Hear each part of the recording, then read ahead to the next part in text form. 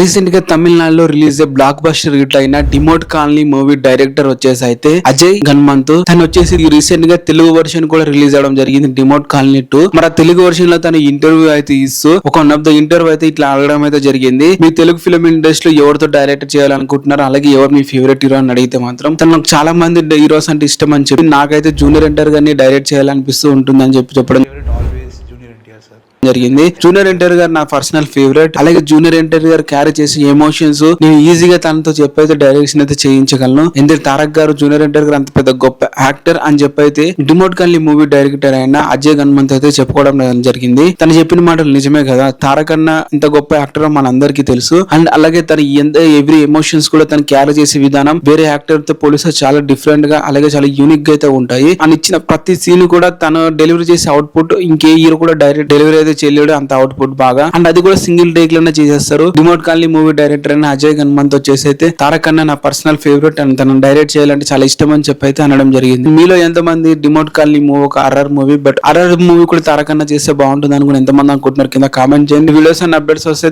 వీడియోని లైక్ చేసి ఛానల్ అయితే సబ్స్క్రైబ్ అయితే చేసుకోండి.